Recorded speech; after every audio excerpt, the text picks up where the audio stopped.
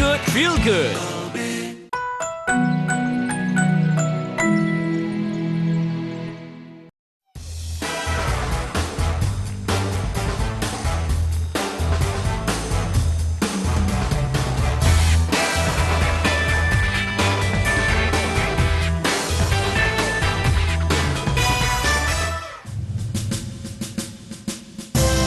Disiarkan dari studio Kompas TV dalam rangkaian Indonesia 1.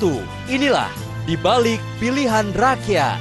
Kita sambut Rosiana Silalahi dan Denny Chandra.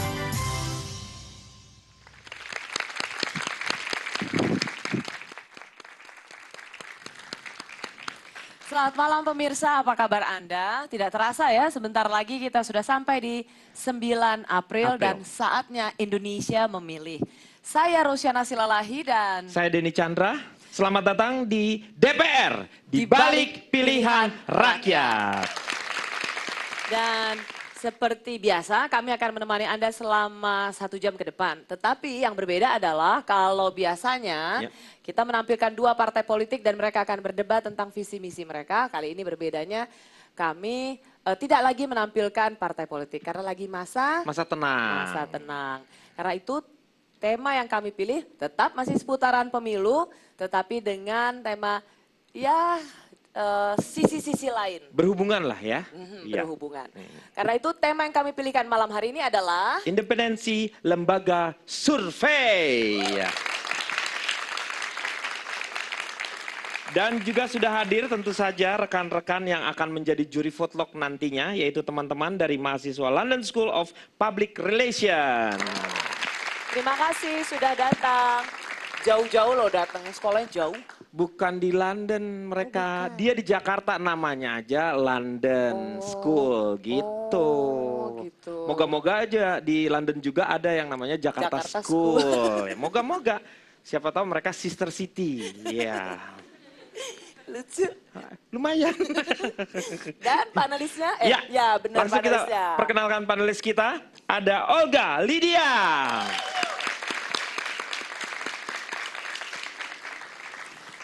Langsung yuk kita... Siapa ya narasumbernya ya? Narasumber tentang kita. independensi survei ini kita panggilkan dulu. Yang pertama, Bestian Nenggolan. Ia adalah peneliti Litbang Kompas. Jadi salah benarnya penelitian Kompas ada di tangan beliau. Dan beliau ini udah rela meninggalkan Cowboy Junior hanya untuk menjadi seorang... bukan. Beda. Bukan ya. Bukan, rambutnya aja beda sama umurnya beda. Ini kabar? Opungnya Bastian. Opungnya. Moga-moga sehat ya. Sehat. Siap. Nah. Berikutnya kita panggilkan dari Saiful Mujani, Research and Consultant. Beliau adalah Bapak Jayadi Hanan.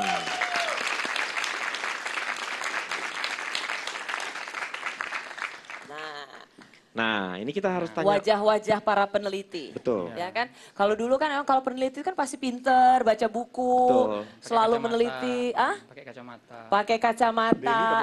Udah berarti. Kalau kita ini beda. Semua. Kalau ini faktor bukan faktor sering meneliti.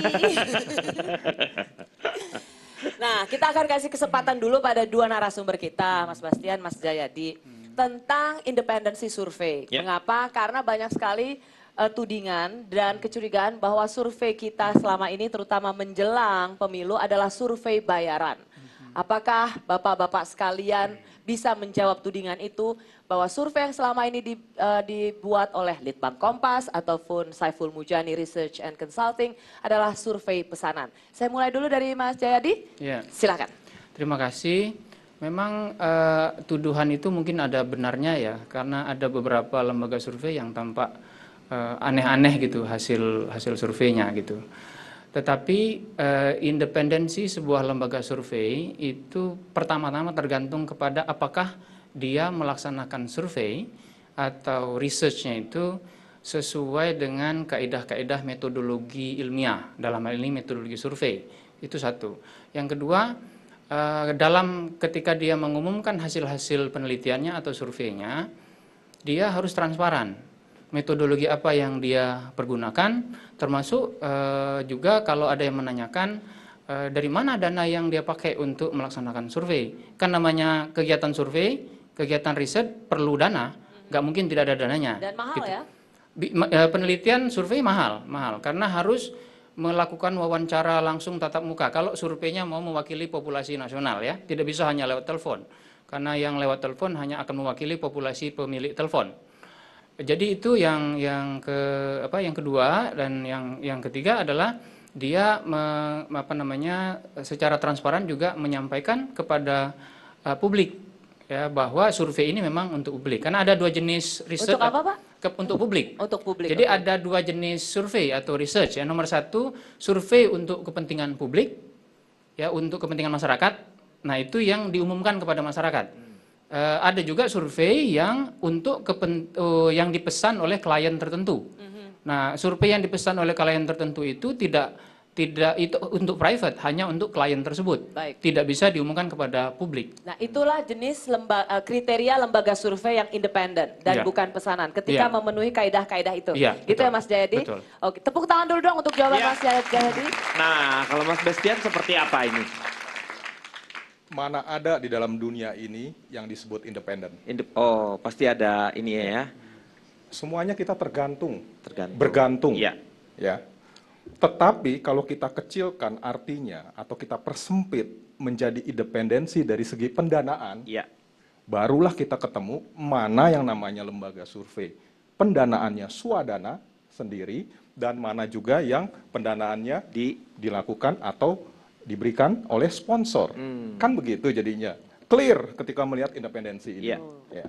Nah, seperti yang kita dengar tadi, sebenarnya memang persoalan independensi itu selalu menjadi persoalan di dalam urusan lembaga survei. Dari tahun 2004, hal ini sudah berkembang, sudah dipersoalkan. Kenapa? Karena pas pada saat itu, pemilu 2004, disitulah muncul ketika lembaga-lembaga yang menyelenggarakan survei opini publik sudah berbentuk perusahaan terbatas.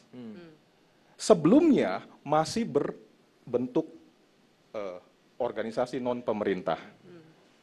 Tetapi sekarang sudah masuk ke dalam tahapan industri. Nah, ketika berbicara industri, disitulah logika-logika ekonomi, logika bisnis bermain di situ.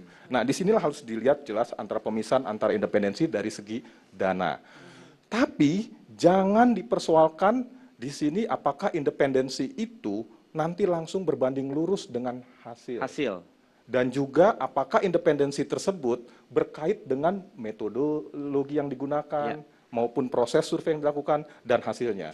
Nah, kalau di situ saya setuju, kita mesti melihat satu persatu lembaga. Komersil, it's okay. Nggak ada masalah. Tetapi kepentingan komersial itu untuk siapa? Ketika dilakukan itu hasilnya untuk kepentingan klien, bagus. Memang kebutuhannya di situ. Tapi tidak kemudian mengatasnamakan publik gitu ya. Tetapi di sini wilayah abu-abunya. Banyak terjadi sesuatu, sumber pendanaan pun juga dikatakan pendanaan sendiri. Ya. Tetapi Kita lihat. ternyata iya. Tetapi sebenarnya mana ada satu lembaga atau katakanlah Bastian mampu menyelenggarakan suatu survei untuk kepentingan publik kalau dia tidak menggunakan pendanaan. Dan sebelumnya saya akan mengundang terlebih dahulu supaya Olga tidak sendirian. Saya undang panelis satunya lagi yaitu Semi Deputra. Ya. Percayakah Anda kepada lembaga survei? Akan saya tanyakan kepada 50 juri votelog di sini. Ya, jadi saya harapkan untuk bersiap-siap. Silakan dipegang alat komunikasinya masing-masing. Ada smartphone ada di smartphone ya. masing-masing Masing-masing. mahasiswa. Anda Kita tinggal. pilih. Percayakah Anda pada lembaga survei? Jawabannya A atau B tidak. A ya, B tidak. Percayakah Anda kepada lembaga survei? Ya. Siap, dimulai dari sekarang.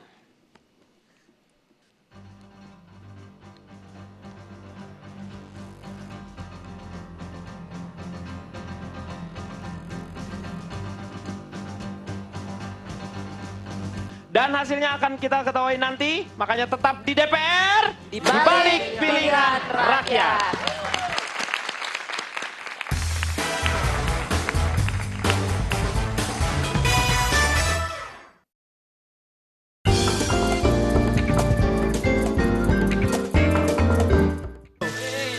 hujan-hujan gini mie rebus enak kali ya? Bener banget, tapi mie instan aja ya. Sip.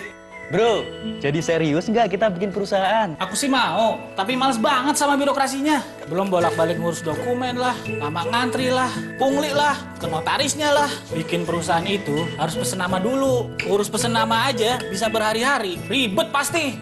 Emangnya kayak bikin mie, bisa instan. Nih bro, nama perusahaan kita udah terdaftar resmi. Serius? Kurang dari 3 menit. Selamat datang di era baru revolusi pelayanan online Ditjen Ahu. Mau daftarkan nama perusahaan? Tinggal klik ditjenahu.kemenkumham.go.id.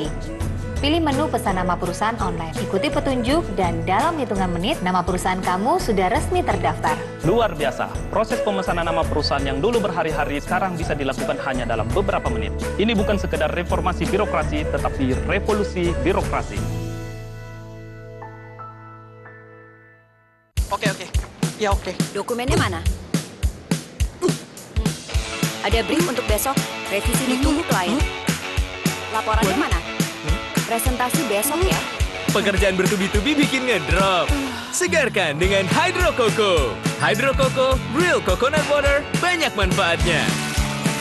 Hydro Coco, bikin badan fresh, pikiran fresh. Ada lagi bos? Hydro Coco, taste good, feel good. Males banget sama antriannya. Apalagi harus mondar-mandir ngurus dokumen sama birokrasinya.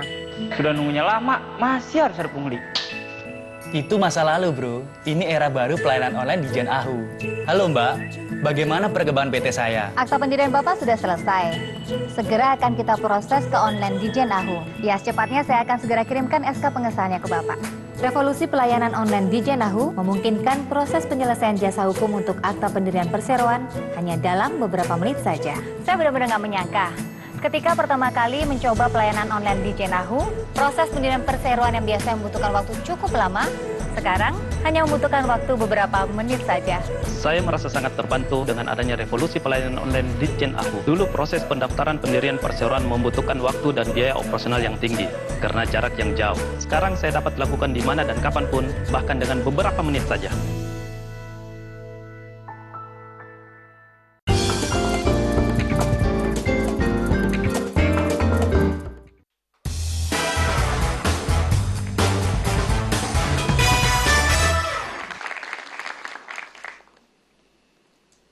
Terima kasih pemirsa, Anda masih di DPR, di balik pilihan rakyat. Tadi kami baru saja bersama-sama teman mahasiswa ini, para juri Foodlog melakukan satu pemilihan, yaitu masih percayakah Anda pada lembaga survei. Dan teman-teman dari London School ini sebagai juri Foodlog telah memberikan hasilnya. Kita lihat yuk apa hasilnya yuk. Anda percaya pada lembaga survei? A ya, B tidak. Hasilnya adalah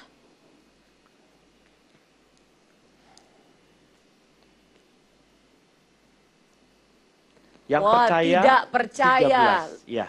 Lebih banyak tidak percaya pada lembaga survei. Jadi Mas Bastian dan Mas Jayadi, Anda tidak cukup kredibel di hadapan para juri Votelog ini karena Anda tidak dipercaya. Tepuk tangan dulu untuk juri Votelog. Dan yang paling tercepat yang menjawab adalah nomor 40. Boleh kesini dulu dikit. Siap, turun aja, Dek, sini. Karena jawabannya adalah apa tuh? Tidak, kalau tidak salah ya, B ya. Silakan. Nggak percaya. Ya. Okay. Namanya siapa? Di sini, sini. Ya, namanya siapa? Hafara. Hafara. Ya, Hafara menjawab tidak. Tidak. Punya alasan tertentu? Mungkin saya juga dapat banyak berita dari media ya. Selama ini kan saya hanya dapat berita dari media dan saya lebih banyak menyimpulkan bahwa banyaknya sogokan dalam tanda kutip kayak gitu. Jadi saya juga sampai detik ini masih belum percaya. Gitu. Belum percaya. Maksudnya tuh karena mungkin ada lembaga survei yang dibayar gitu. Iya, diarahkan. Hasilnya gitu. Diarahkan maksudnya seperti itu ya. Hafara, jadi ya? ada skenario tersendiri gitu. Ada skenario tertentu. Oh, luar biasa nih sekarang ya. Udah pelik sekali pikirannya ya. Iya loh, dia udah berpikiran bahwa ada yang membayar seperti itu, diarahkan ya. Oke, gitu. Terima kasih. Ya, dibawa aja.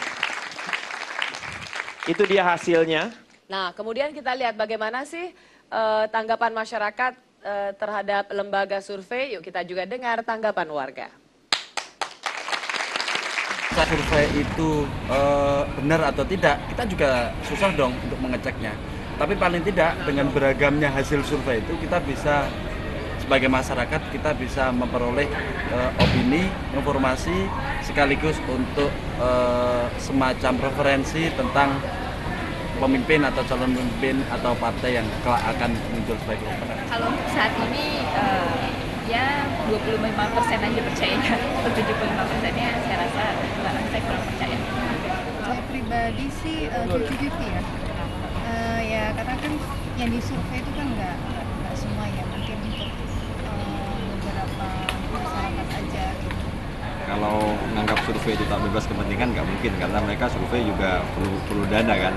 Cuman bagi kita, bagi pemilih itu juga sebagai buat panduan bahwa kita memilih siapa kira-kira, karena jadi dengan adanya survei itu juga cukup membantu bagi si calon si kandidatnya gitu untuk membantu mengenalkan dirinya gitu, tapi juga membantu masyarakat yang belum.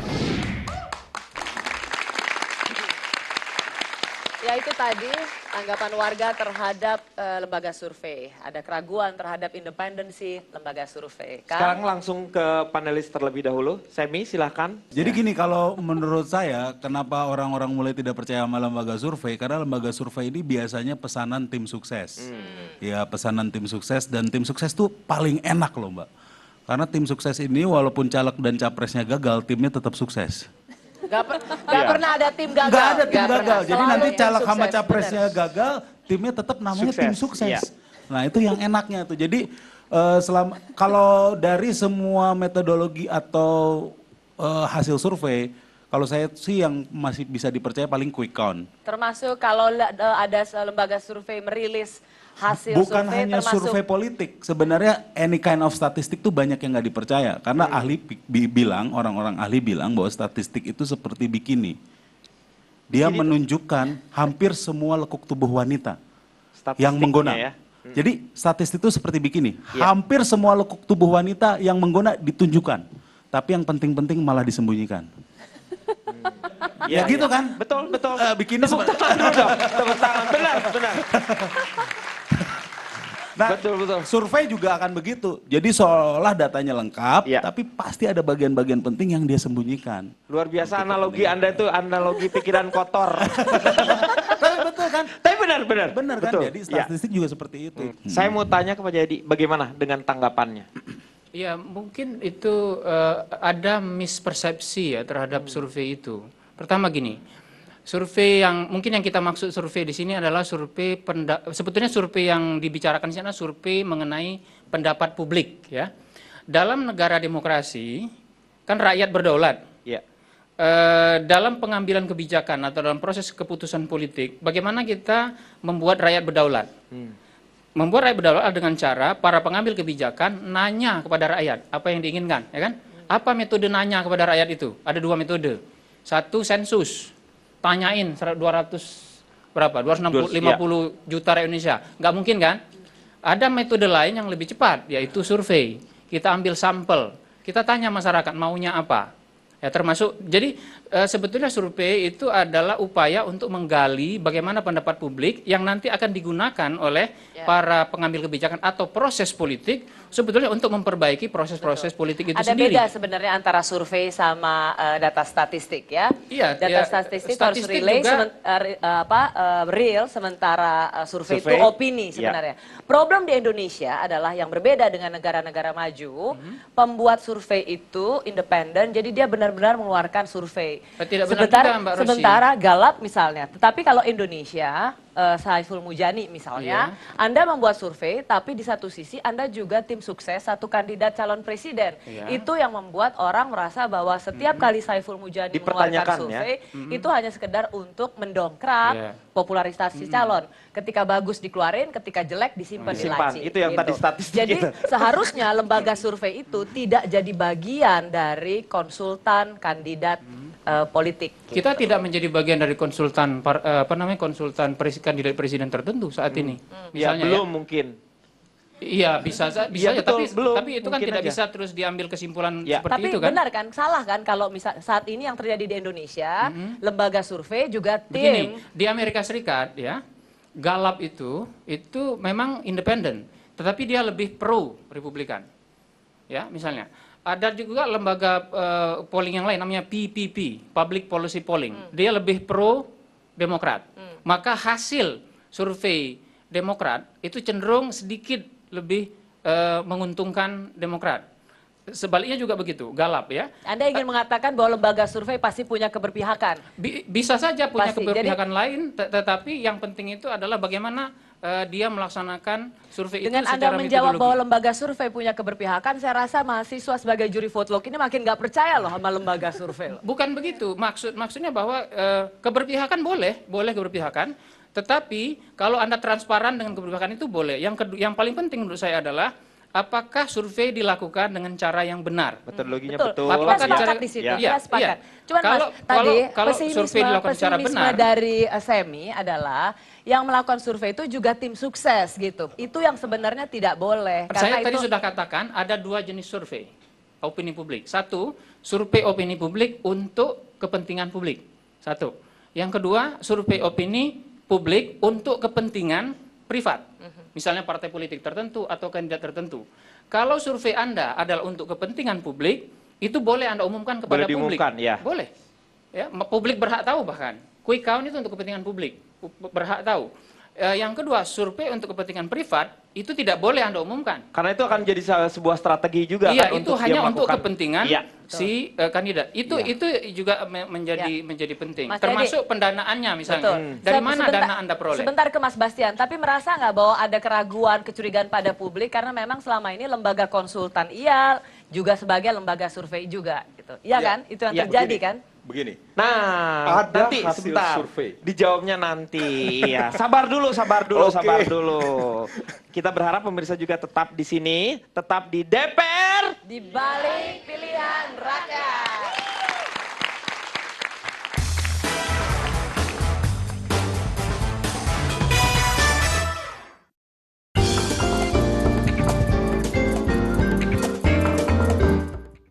Nutrif Benecol bantu turunkan kolesterol. Plan stanol esternya membantu turunkan kolesterol. 2 kali sehari setelah makan, Nutrif Benecol. Cara enak turunkan kolesterol. Waspada, pemicu radikal bebas. Kini hadir Entrasol, susu dengan antioksidan dengan profit formula. Bantu penuhi kebutuhan antioksidan. Entrasol, susu dengan antioksidan. Bro, jadi serius nggak kita bikin perusahaan? Aku sih mau, tapi males banget sama birokrasinya. Belum mondar-mandir ngurus dokumen lah, lama antri lah, pungli lah, ke notaris lah. Ngurus perusahaan itu harus pesan nama dulu bro. Pesan nama aja harus berhari-hari. Ribet pasti. Emang lampu merah bisa ditunggu? Nih bro, nama perusahaan kita udah terdaftar resmi. Serius? Kurang dari 3 menit. Selamat datang di era baru revolusi pelayanan online Ditjen Ahu. Mau daftarkan nama perusahaan? Tinggal klik ditjenahu.kemenkumham.go.id. Pilih menu pesan nama perusahaan online. Ikuti petunjuk dan dalam hitungan menit nama perusahaan kamu sudah resmi terdaftar. Luar biasa, proses pemesanan nama perusahaan yang dulu berhari-hari sekarang bisa dilakukan hanya dalam beberapa menit. Ini bukan sekedar reformasi birokrasi, tetapi revolusi birokrasi. Oke. Ya oke. Dokumennya mana? Ada brief untuk besok, revisi ditunggu klien. Laporannya mana? Presentasi besok ya. Pekerjaan bertubi-tubi bikin ngedrop. Segarkan dengan Hydro Coco. Hydro Coco, real coconut water, banyak manfaatnya. Hydro Coco, bikin badan fresh, pikiran fresh. Ada lagi bos? Hydro Coco, taste good, feel good. Kok main serobot sih? Maaf, Mak. Maaf lagi. Tentukan pilihan Anda di bilik suara dengan cara coblos kolom nama caleg atau coblos kolom partai politik atau coblos kolom keduanya dan coblos kolom anggota DPD. Jangan lupa pilih coblos celup. Ingat, Rabu 9 April 2014. Nyoblos. Kok main serobot sih? Maaf, Mak. Maaf lagi. Tentukan pilihan Anda di bilik suara dengan cara coblos kolom nama caleg atau coblos kolom partai politik atau coblos kolom keduanya dan coblos kolom anggota DPD. Jangan lupa pilih, coblos, celup. Ingat, Rabu 9 April 2014, nyoblos!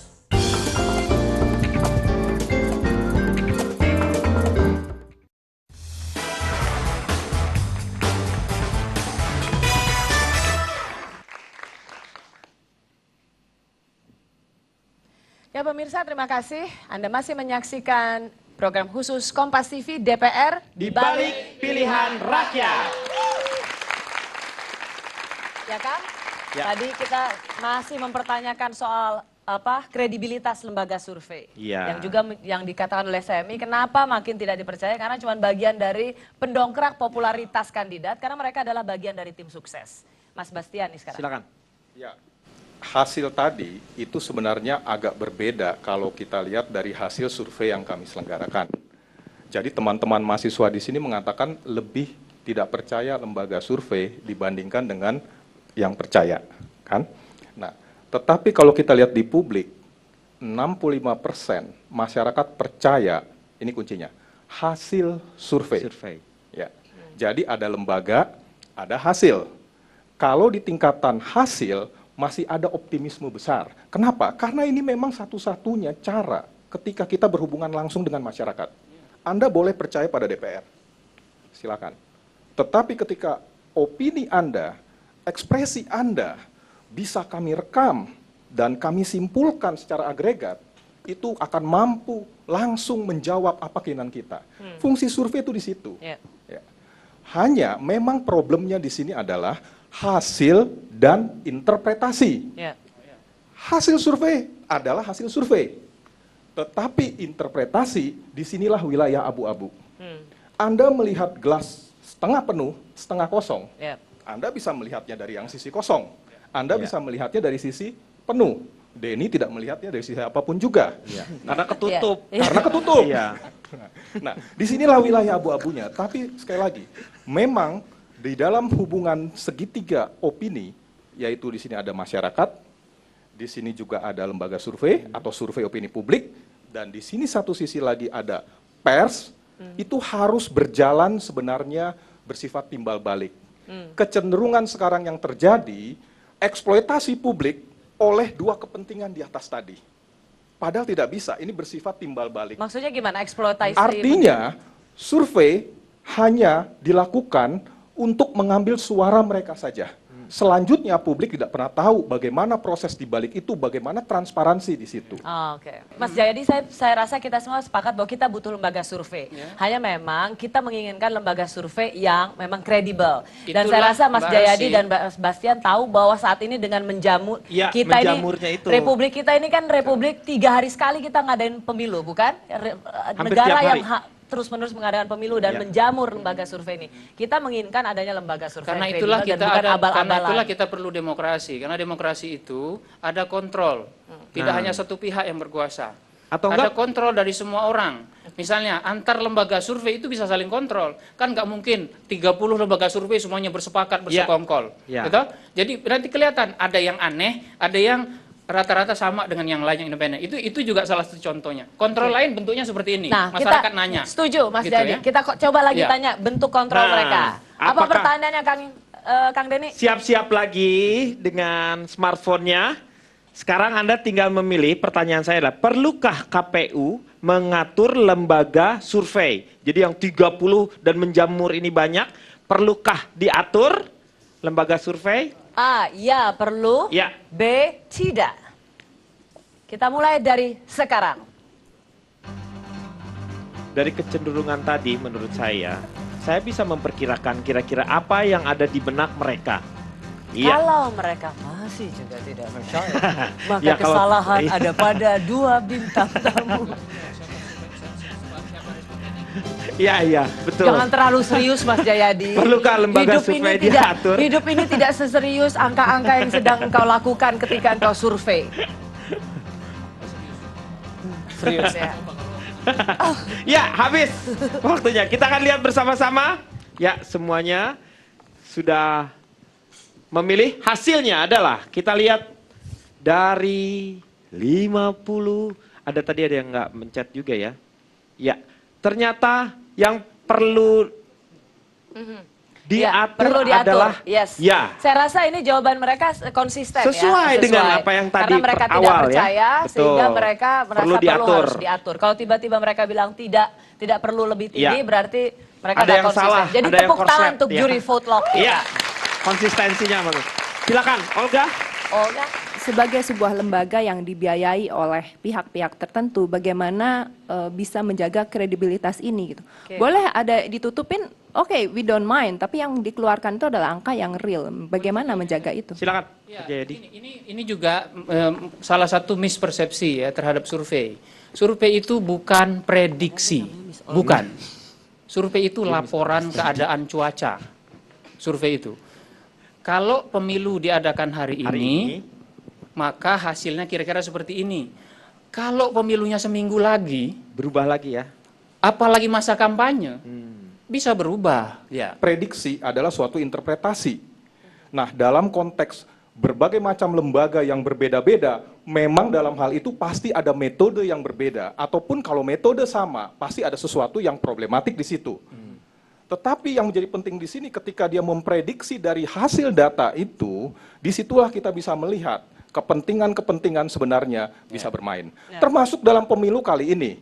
Bagaimana saya sebagai seorang yang percaya sekali dengan penyelenggaraan survei ini dengan berbasis akademik, kita lihat sekali bahwa dari hari ke hari ada banyak muncul hasil survei dan kalau kita lihat sebenarnya mengerucut pada sebuah temuan yang sama. Tetapi ada juga yang berbeda. Beberapa Tiba-tiba yang nyeleneh, adjust. nyeleneh Tiba-tiba ada sendiri. lagi di sebelah sana lagi yang berbeda jauh. Nah, kalau melihat bahwa angka survei ini memang seperti prediksi bisa berubah dari hari ke hari, semakin sulit bagi kita apakah angka ini bisa dipercaya atau tidak gitu. Ini masalah percaya atau tidak percaya ya. Tidak. Saya Tidak. harap semuanya sekarang ini percaya bahwa kita harus rehat dulu sejenak ya. Makanya gitu. tetap di DPR, di balik pilihan rakyat.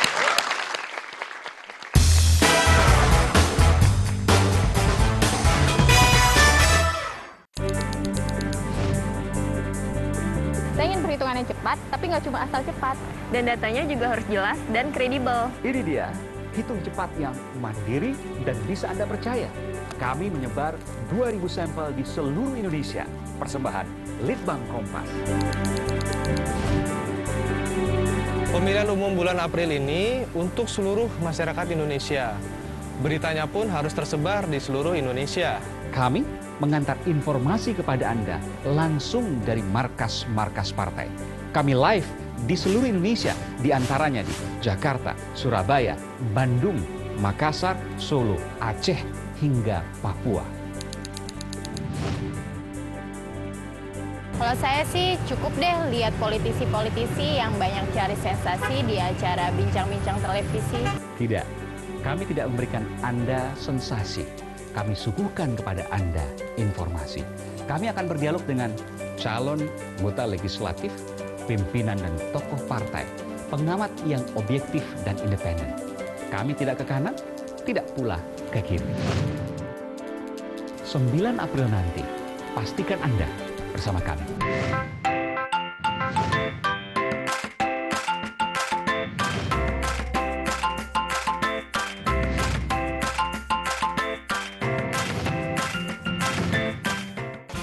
Meet the Komika.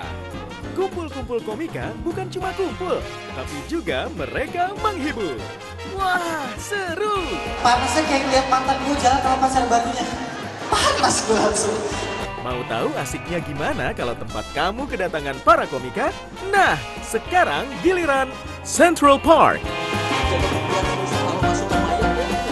Ya berusaha dimasukkan. Ah sayang sekali mayat yang membentur nisan. Wih, dagangannya udah habis. Ditabung dong DP sekolah. Kamu mau tahu gimana caranya para komika bisa datang ke tempat kamu? Gini nih. Kadang suka gue isengin. Jelek lupa lari. Ibu kota Indonesia, Sunda Kelapa. Jakarta, zaman saya masih hidup namanya Sunda Kelapa. Meet the Komika. Kompas TV, inspirasi Indonesia.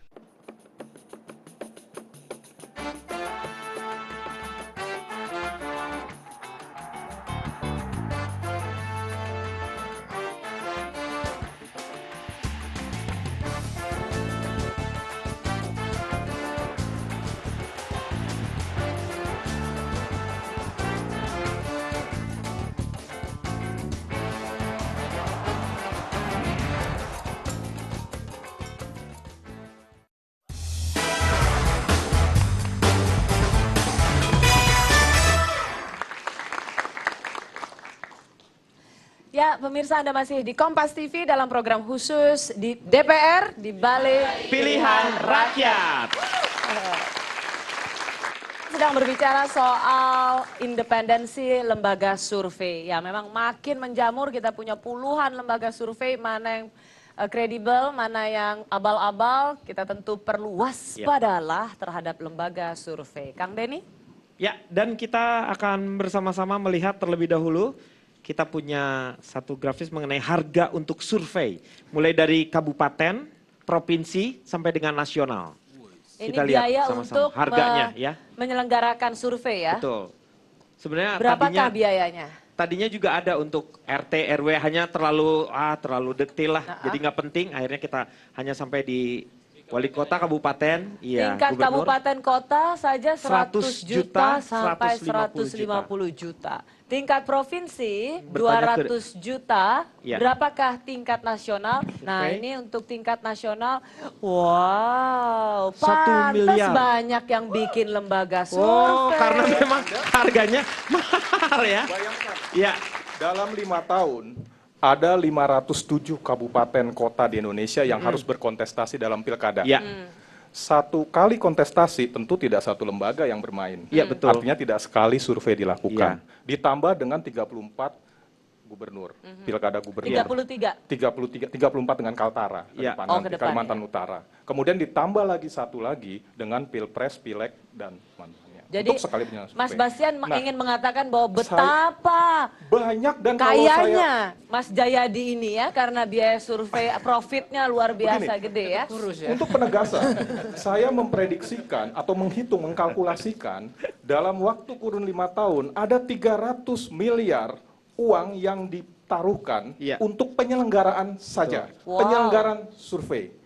Dan bayangkan kalau kita bagi kepada 59 lembaga survei yang sedang ada, artinya dalam 1 tahun itu kira-kira kapitalisasinya untuk sebuah lembaga hanya penyelenggaraan sekitar 1 miliar. Untuk penyelenggaraan tingkatan-tingkatan seperti ini. Itu belum menyangkut fee. Nah, oleh karena Fee-nya itulah itu- orang melihat, fee tergantung bagaimana Itu masih antara kita cost-nya dengan ya? klien. Ini masih cost. Nah, dengan demikian kita bisa melihat memang ini luar biasa. Banyak uangnya, Denny. Bisnis yang Anda menggiurkan. pun bisa berganti profesi. Saya ganti profesi dari mulai saat ini. Jadi saya apa? mau jadi apa? Mau jadi surveyor saya. Kalau surveyor murah bayarnya. Oh, nggak usah, nggak jadi kalau surveyor. Lembaga survei. Pemilik lembaga survei. Iya. Jadi pemilik lembaga survei. Jadi bagaimana? Ini Mbak Rosi, pertama itu tergantung juga jumlah respondennya berapa ya. Misalnya yang survei nasional sampai 1 miliar itu menurut saya itu ketinggian itu. Kemahalan. Biasanya Iya. Saiful Mujani Research and maksimal Consulting itu berapa? bisa sampai 600 jutaan. Oh, berarti di dia berarti harganya diskon, 600 diskon. diskon. Gitu ya. Tapi gini, bawah dipotong. Gini, jadi betul itu ini sebuah market yang besar yang menarik banyak, ada gula ada semut, menarik banyak semut dan pasti ada petualang-petualang yang mempermainkan itu ya.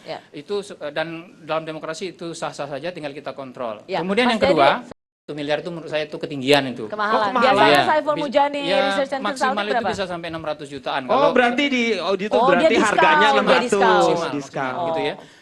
Tapi gini, bawah dipotong. Gini, jadi betul itu ini sebuah market yang besar yang menarik banyak, ada gula ada semut, menarik banyak semut dan pasti ada petualang-petualang yang mempermainkan itu ya. Itu dan dalam demokrasi itu sah-sah saja, tinggal kita kontrol. Ya, Kemudian Mas yang kedua, Jayadi, sebentar. Mas Jayadi, saya kasih panelis dulu ya, biar silakan, supaya silakan. bisa bertanya ya. Jangan. Tadi disampaikan sebenarnya survei ini penting, saya setuju sama penting, asal sama-sama dikontrol. Gimana kontrolnya? Ada cara? Satu, ngontrol yang paling mudah adalah melalui kalau dia merilis surveinya dikasih tahu. Surveinya dilakukan dengan caranya bagaimana. Ya kalau dia nggak ngasih tahu, selama ini kita nggak pernah Kalau dia nggak dengar. ngasih tahu, curigailah dia. Iya betul, patut dicurigai. Iya. Jadi semua lembaga survei secara kode etik harus mengatakan respondennya siapa saja. Mas Jayadi gini ya, Bagaimana cara dia saya bertanya? belum pernah, koreksi saya kalau salah Mas Bastian, saya belum pernah melihat ada rilis survei yang lembaga survei mengatakan saya dibiayai partai A, B, C. Nggak pernah tuh. Sekarang sudah ada. Mbak Rosi, tetapi selalu mengatakan survei ini dibiayai oleh diri sendiri, oleh mandiri. Ya berarti mereka Artinya, bohong dong. Sebenarnya mereka sudah menampilkan aspek pendanaan, Ya. aspek metodologi ditampilkan. Tetapi ketika disebutkan bahwa ini untuk kepentingan kliennya, nah disinilah sebenarnya yang masih belum banyak dilakukan. Banyak dilakukan. Padahal kalau kita lihat kode etik dunia tentang public opinion survey itu harus disebutkan. Itu harus disebutkan dan klien punya kepentingan juga untuk mengizinkan boleh atau tidak hasil kerjasama itu Ya, Mas dipublikasikan. Bastian, saya mau menegaskan bahwa selama ini memang lembaga survei enggan kan untuk menyatakan banyak bahwa lembaga survei orang yang saya sudah nanya Mas mengumumkan. Bastian tenang aja dulu. Oh, oke. Sabar. Kenapa? Benar sekali. Kenapa? Tuh, benar Karena dia kalau saya bilang. katakan di sini, hasil survei menunjukkan partai A menang yang dibiayai oleh kepentingan oleh lembaga A dan untuk kepentingan A ya kan bubar hasilnya. Siapa yang percaya? Kredibilitas menjadi pertanyaan di situ. Padahal sebenarnya itu yang diperlukan di dalam kode etik. Dan sekarang pun juga mulai melakukan. Hanya sekali lagi, hanya menyebutkan pendanaan. Ini udah lebih baik dibandingkan dengan masa lampau loh, Rosi. Tetapi sekali lagi masih agak takut dia untuk menyebutkan kelembagaannya. Karena apa? Partai paling senang lembaga survei mempublikasikan surveinya. Apalagi yang bagus buat dia kan. Tapi di sini ada mahasiswa-mahasiswi dulu nih. Kita Krempeng kasih kesempatan. badannya, rekeningnya gimana Mas? Rekeningnya gendut. Rekeningnya gendut. Satu saja soal ini ya, mengapa survei kesannya mahal? Karena survei di Indonesia itu adalah survei yang dilakukan di Amerika 60 tahun yang lalu. Mengapa mahal? Karena surveyornya harus datang langsung secara face to face kepada responden. Nggak bisa ditelepon aja. Kenapa nggak bisa ditelepon aja? Distribusi telepon kita itu sangat rendah, hanya mewakili. Mas Yadi, Litbang Kompas sering bayi telepon itu nggak kredibel ya? Dia menyatakan di situ metodologinya bahwa dilakukan per telepon. Menurut Mas Jayadi, Litbang Kompas yang pakai telepon kredibel nggak? Kalau dia selalu Ya, menyampaikan, Bangga. Berani jawab. Saya selalu membaca, meskipun ditulis di Kompasnya kecil-kecil gitu, metodologinya selalu disampaikan. Maksudnya kecil-kecil apa? Supaya nggak kebaca? Di bagian bawah, ya karena banyak. Karena banyak kan, itu soal space. Jadi Litbang Kompas selalu menyampaikan metodologinya. Dan kalau mereka mengatakan lewat telepon, saya bijanya, oh berarti populasinya adalah pengguna telepon. Tidak semua persoalan itu harus dilakukan dengan face by face. Betul. Kenapa? Kalau Anda bertanya tentang persoalan-persoalan yang bersifat elitis, benar. mana mungkin orang-orang yang ada di dalam pedalaman sana yang tidak terkena informasi sedemikian cepat, yang strukturnya di dalam demografi masyarakat ada di lapisan bawah, paham tentang hal tersebut. Malah kita mendapatkan Yang di sini adalah survei politik. Tapi kalau bicara masalah elektabilitas, pilihan orang itu hak setiap orang, benar kan? Saya punya hak untuk memilih. Betul. Itulah tidak boleh dilakukan dengan cara telepon. Kenapa demikian? Representasinya sangat kecil, di bawah 10%. Ini berbeda dengan di Amerika Serikat. Dia menggunakan jelas telepon. Dan juga beberapa negara, bahkan Malaysia sendiri sekarang menggunakan telepon. Kenapa? Karena penetrasi telepon sudah sedemikian rupa di situ. Rata ya. Kita ada mahasiswa. Makanya opini Kang Deddy nggak pernah masuk dalam opini-opini ini lembaga survei. Soalnya nggak punya telepon dia. Ya Kak, maklum lah, saya pakai masih pager. Dia masih pager. Aduh, pager. Masih ada yang tahu pager? Masih ya? Alhamdulillah masih ada generasinya. GBHN tapi tahu. Silakan. Ya, berdiri. Namanya siapa? Nama saya Grace. Saya mau nanya untuk kedua bapak yang ada di depan saya. Jangan panggil bapak dong, kesannya tua. Mas gitu. Mas yang udah berusia lanjut gitu. Jangan. Sama aja ya? Terima kasih Aki. sama aja itu. Oke, pertanyaannya mudah saja. Lembaga survei yang sekarang kan kebanyakan memakai uang. Yang akhirnya mempengaruhi tingkat surveinya. Yang makin gede uangnya pasti hasilnya akan semakin bagus di mata publik, ya kan? Nah, kira-kira pertanggungjawaban dari bapak-bapak yang ada di sini gimana kira-kira untuk masalah ini? Terima kasih. Bagaimana pertanggungjawaban lembaga survei dalam proses demokratisasi ini? Kami kembali sesaat lagi hanya di DPR di balik pilihan rakyat.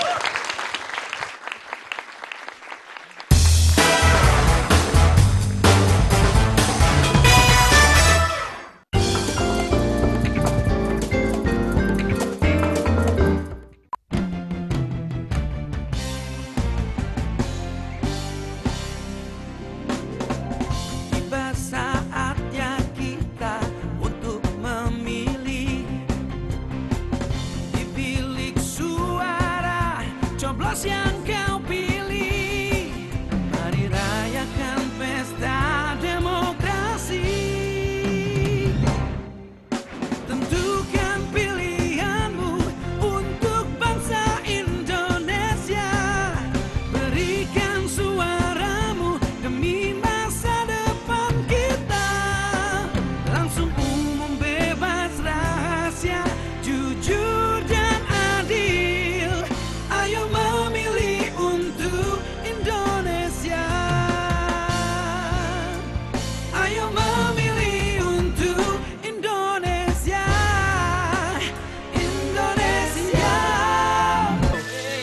Hujan-hujan gini rebus enak kali ya? Bener banget, tapi mie instan aja ya. Sip.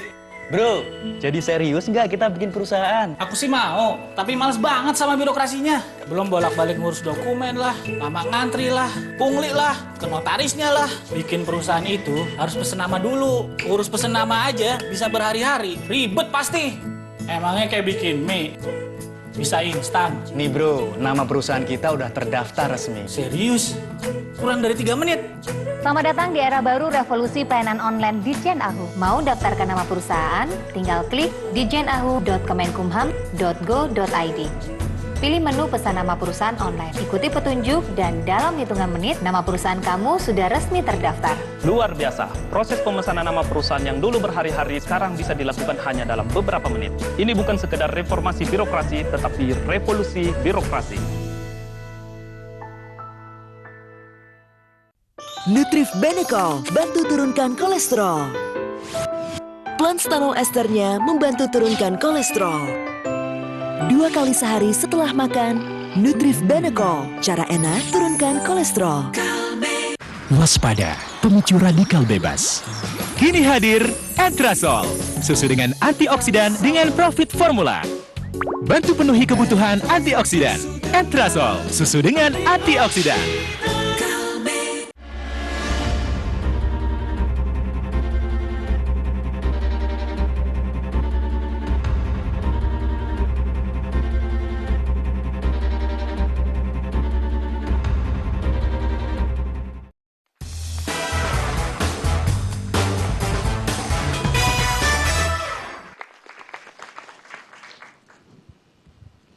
Ya, Anda masih di Kompas TV dalam program khusus DPR Di Balik Pilihan Rakyat.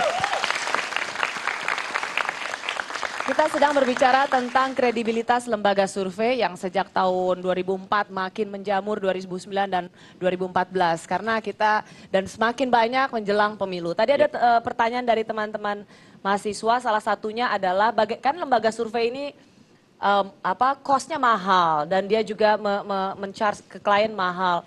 Bagaimana pertanggungjawaban lembaga survei pada proses demokratisasi ini karena sudah terbuai oleh bayaran mahal dari klien? Jawabannya sama dengan salah satu prinsip dalam demokrasi, yaitu transparansi. Maka dia harus transparan dalam metodologinya, dia harus transparan dari mana uangnya, dia harus transparan untuk apa survei itu dilakukan. Saya kira kata kuncinya di itu, transparansi. Lalu tadi pertanyaan mengenai mereka kan perlu diatur yang namanya lembaga survei. Apakah setuju? Dalam diatur? soal KPU, ya kan ada pengaturan oleh undang-undang. Ya. Tapi KPU wilayah kerjanya hanya di pemilihan umum. Iya, di pemilihan umum. Ya. Sebaiknya pengaturan mengenai substansi metodologi lembaga survei itu diserahkan kepada Dewan Etik dari asosiasi lembaga survei. Nah, nanti masyarakat, media segalanya bisa mengontrol itu. Bahwa KPU misalnya untuk pemilu yang sekarang ini mensyaratkan ada pendaftaran oleh lembaga survei yang mau melakukan survei politik. Itu menurut saya boleh-boleh saja, tidak apa-apa, tapi sekedar mendaftar. Tapi kalau mau mengatur dalam arti ini benar, ini salah, nanti muncul masalah lagi kan? Mas, jadi Anda ingin mengatakan bahwa kan sudah punya nih ya lembaga survei ini asosiasi sendiri. Biarlah mereka ada ombudsman biarlah mereka mengatur dirinya sendiri Nanti untuk dikontrol menentukan sama-sama oleh masyarakat, oleh pers dan sebagainya. Masalahnya adalah yang namanya asosiasi tidak pernah bekerja selalu apa yang diinginkan. Munculnya asosiasi public opinion survey di Indonesia itu kan nggak murni memang karena kepentingan untuk melindungi dan juga untuk bertanggung jawab kepada masyarakat. Kemunculannya tidak seperti itu, Mas Jayadi. Tetapi karena ada 2 lembaga yang terus-menerus bersaing dan sementara masyarakat ribut terus-menerus mengatakan survei ini nggak dipercaya, ini nggak dipercaya. Dengan demikian mereka melindungi sendiri. Nah, itulah yang menjadi titik krusial bahwa tidak cukup hanya asosiasi yang melakukan hal tersebut. Sekali lagi kita melihat dari segi 3 opini tadi. Masyarakat harus diberdayakan. Saya kecewa ketika kalian benci pada lembaga survei. Kenapa begitu? Anda belajar metodologi penelitian. Mahasiswa, Anda tahu bagaimana sebuah sampel bisa merepresentasikan populasi. Harusnya Anda percaya Kalau Anda tidak percaya, berarti memang ada sedikit keraguan di dalam diri Anda kaitannya dengan lembaganya, kan seperti itu. Tapi Anda harus percaya pada survei, karena ini adalah suatu kegiatan untuk merepresentasikan benar-benar suara publik, suara kita semua. Kalau kita harus dilarang untuk mengekspresikan suara kita, opini kita, kita kembali kepada zaman gelap lalu. Oleh karena itu, saya tidak pernah mau setuju dengan pelarangan terhadap penyelenggaraan maupun juga publikasi survei. Yang diatur adalah, itu dia, aspek transparansi. Tapi transparansi juga mesti perlu sekali sekarang diperketat. Bukan hanya menyebutkan pendanaan saja, dan metodologi dan segala macam yang sudah diatur. Tetapi memang benar-benar diuji di situ siapa pendananya itu. Karena hanya dengan mengatakan... Siapa yang berhak melakukan itu, Mas Bastian? Disinilah titik beratnya. Kalau kita kalau tadi Mas Jayadi bilang, biarlah dia melakukan sendiri. Saya nggak usah, saya nggak ikutan. Nggak ikut, jangan. Jadi saya bilang tadi, setuju nggak kalau itu dilakukan oleh asosiasi mereka sendiri? Para ahli itu dilakukan oleh asosiasi. Betul. Anda nggak setuju itu? Tetapi kalau kita lihat di Australia dan di juga beberapa belahan negeri, itu ada yang namanya Dewan Pers. Artinya ada sekali lagi dari segitiga opini tadi, pers ikut terlibat di sana. Itu menurut saya salah satu bentuk kontrol.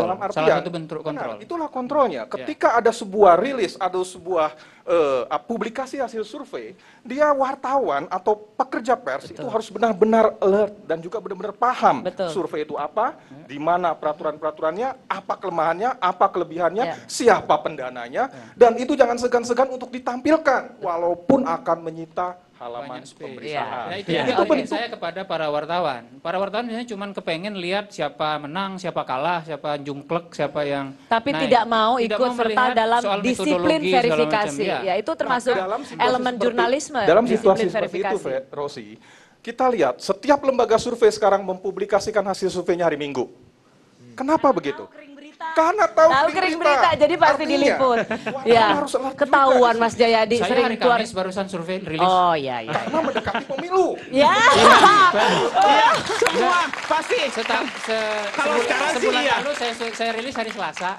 Ya, Sebulan sudah. yang lalu, ya. Ya, Udah oke. dekat sih. Kita sekarang tanya nih, apakah dari semua penjelasan bapak-bapak ini teman-teman Moga-moga ada sebuah perubahan. berubah ya, atau masih tetap konsisten penilaiannya terhadap lembaga survei? Silakan smartphone-nya dipegang. Ya, kembalilah ke jalan yang benar. Anda mahasiswa. Masih percayakah Anda pada lembaga survei? Iya. Percayakah pada lembaga survei Silakan. ini terkait dengan tadi ya, sudah penjelasan tadi. Apakah Anda tetap pada pendirian Anda atau Anda berubah? A, ya, B, tidak. Kita mulai dari sekarang. Silakan. Silakan berpikir terlebih dahulu. Nampaknya mungkin ada beberapa yang akan berubah kalau menurut saya setelah diyakinkan oleh kedua orang di atas. Kamu udah kayak ini deh, kamu udah kayak lembaga survei tim sukses ke kandidat Saya kan tertentu, mau jadi berusaha pendiri. untuk mempengaruhi orang. Ini nih. Mereka sudah. Makanya saya boleh berbicara begitu. iya. Ya, dan hasilnya adalah kita lihat bersama-sama. Adakah perubahan? Atau semakin naik. Lumayan, naik 2. Tadi lumayan. 10 jam lagi lah. 10 jam lagi udah sama ya. Baik. Setuju. Tapi salah satu yang dikeluarkan Udah terbiasa sama angka ya. Udah terbiasa sama survei, betul. langsung tahu berapa jam lagi lumayan bisa mengungguli. Luar biasa emang Bapak kita ini. Tepuk tangan dong untuk hasilnya. Ya. Begini, kita sudah sampai di penghujung akhir gitu ya, tapi saya ingin mendapatkan semoga bisa mendapat pencerahan bahwa kita membutuhkan lembaga survei yang kredibel dalam proses demokratisasi ini. Dan karena lembaga survei itu juga bagian dari kebebasan berpikir dan kemandirian serta penghormatan pada disiplin ilmu. Saya rasa itu juga bagian dari proses demokratisasi. Kita semua perlu mengawal kita semua perlu mengawal dan awas betul terhadap lembaga survei. Publik harus mengawal yang memang survei. sengaja digunakan untuk mengaburkan opini yang sebenarnya, tetapi justru ingin menaikkan opini yang menyesatkan. Publik harus mengawal survei, tapi dengan cara mengedukasi dirinya sendiri dan juga lembaga survei mengedukasi publik untuk mengetahui apa sesungguhnya survei Betul. itu. Ada Mas Bastian dari Kompas di sini. Rasanya kita juga butuh bantuan dari media ya, teman-teman wartawan ketika meliput lembaga survei itu perlu ada disiplin verifikasi. Bagaimana metodologinya, siapa respondennya dan pendanaannya. Begitu itu tidak bisa dijelaskan, saya rasa jangan masuk berita kali ya Mas Bastian. Jadi ada selalu di dalam dunia ini ada peran-peran. Ada yang berperan sebagai domba. Ada yang berperan sebagai serigala. Serigala, iya. Ada yang berperan serigala berbulu domba. Nah, saya kebetulan serigala berbulu ketek. Saya ini. Biarkanlah domba menjadi domba, serigala menjadi serigala, iya. Survei opini publik, untuk kepentingan klien, untuk kepentingan klien. Iya. Tetapi yang berbahaya adalah bagaimana survei opini publik ini dijadikan semacam ya, disitulah serigala berbulu domba. Ya, kepentingan klien tapi seolah-olah buat kepentingan publik ya. Jadi kita semua harus awas. Begitu teman-teman dan pemirsa di rumah melihat, aduh ini nggak jelas ya, metodologinya nggak jelas, respondennya nggak jelas, tidak mau ada pengakuan terhadap siapa yang mendanai, sudahlah. Sutralah kalau anak-anak bilang ya, dah gitu ke lembaga survei. Dan kalau misalnya sekarang di juri Footlock ini, saya yakin ada perubahan, saya yakin. Paling nggak ada satu yang berpihak kepada beliau. Ya, paling nggak satu orang. Satu. Ya tadi dua, maksudnya kalau ditambah lagi, mulai satu lagi. Oh, iya. Jadi untuk merubah semuanya, kita butuh 3 hari bersama-sama di sini. Silakan Kang Denny menutup acara kita pada malam hari Sekali ini. lagi terima kasih, dan jangan lupa saya berkali-kali mengingatkan, jangan golput. Jangan memilih caleg yang ditempel di pohon. Dan ingat, hari Rabu kita nyoblos bersama-sama dengan harap... Iya, nyoblosnya bersama, nanti maksudnya bersama, ya masyarakat Indonesia maksudnya. Nyoblosnya sih satu-satu. Ya, itu dengan harapan Indonesia akan maju ke depannya. Ya, sampai jumpa, besok kita akan ketemu lagi tentu saja. Bye.